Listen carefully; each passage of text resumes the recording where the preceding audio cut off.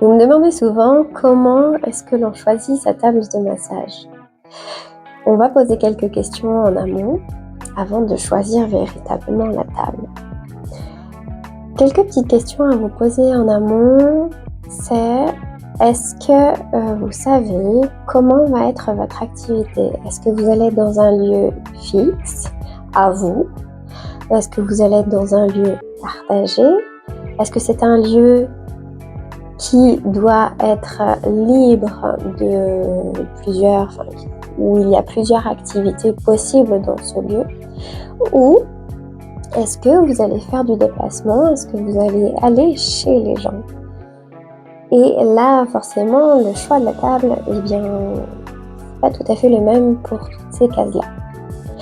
Quand vous avez un lieu fixe qui est bien à vous, ou alors qui est partagé mais qui reste sur un domaine, par exemple on reste sur du massage et il n'y a que du massage, il n'y a pas d'autres activités dans cet espace, là on peut se poser la question, est-ce que je favorise plutôt une table électrique? Est-ce que j'investis dans une table électrique? Sachez que ce choix est un bon choix.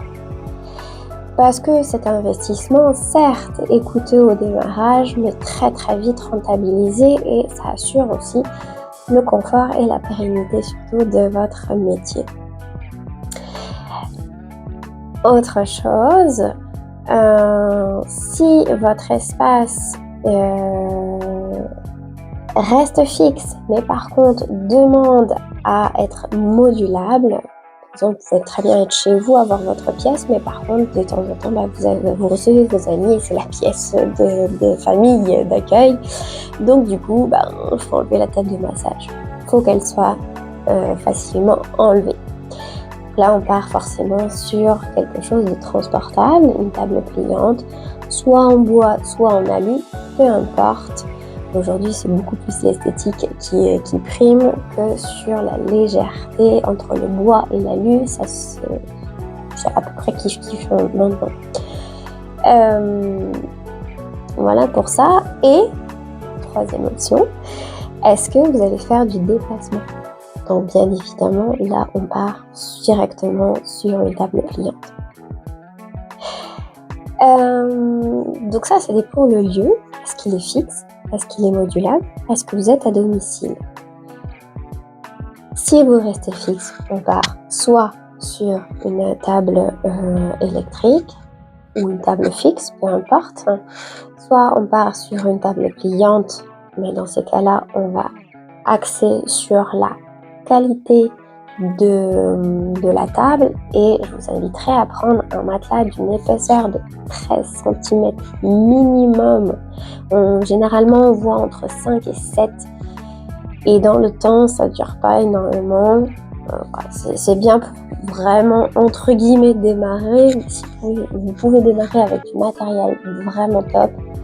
Sachant que c'est un investissement que vous avez à vivre, parce qu'une table de massage, si vous l'entretenez bien, elle dure très très très longtemps. Si vous faites du déplacement, et bien là, effectivement, ça va être la légèreté de la table qui va primer. Vous pouvez très bien avoir du 13 cm en épaisseur de matelas. Alors, ça va être un petit peu plus lourd, mais ça va, on va dire. Après, ça va être surtout au niveau de la marture. Si vous avez 2 zones, elle se plie seulement en 2, ou si vous avez 3 zones, où elle se plie en 2, et sur l'un des pans, en fait, il y a un rabat. Ça, c'est généralement quand vous faites des soins visage, des massages des pieds, la réflexo, si la personne est assez âgée, par exemple, ou a besoin d'avoir un plan incliné. Voilà, en sachant que quand vous avez une 3 zones, l'armature étant un peu plus lourde, votre table sera plus lourde. Voilà ce qu'il en est pour le lieu, le poids. Donc le poids, ça sera en fonction de si vous êtes à domicile, si vous êtes sur place. Voilà. Et ensuite, on regardera la qualité de la table. Qualité, on a sur la marque, même si elles se valent toutes. La garantie également de la table. L'épaisseur, on va agir sur plutôt le confort. Donc sur 13 cm, que ce soit à domicile ou en lieu fixe. Et ensuite, on va regarder, si vous prenez par exemple une table d'occasion sur le Bon-Coin ou autre, on va regarder l'état général de la table. Donc on va vérifier les pieds, si tous les petits patins sont bien présents, parce qu'on fait un petit décalage quand même. Si les pieds n'ont pas été coupés aussi, c'est des choses qui peuvent arriver. Si les molettes sont toutes présentes et les vis en bon état, le bois en état correct de façon générale, les câbles également, s'ils sont bien tous présents. Vous avez également le petit plastique qui entoure la tétière qui est sur la table. Est-ce qu'elle est bien présente, pas cassée? Est-ce qu'il y a toutes les vis?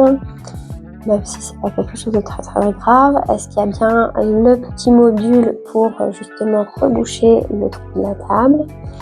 Est-ce qu'il y a des extensions de matériel pour les bras par exemple sur les côtés? Vous avez pour poser les avant-bras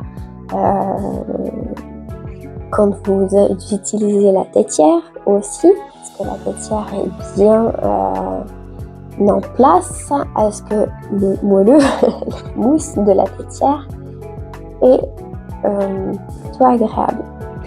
On vérifie l'état général du sky, à savoir que quand le sky, déjà d'une, il peut être changé.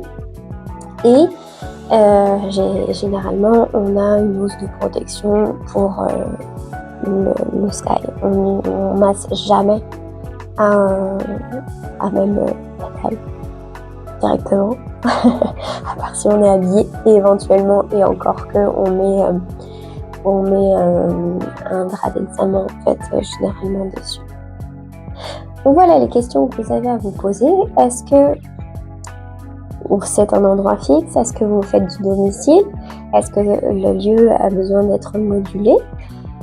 Est-ce que du coup si vous faites du domicile, vous allez favoriser plutôt la légèreté de la table par rapport à la qualité, à l'épaisseur éventuellement,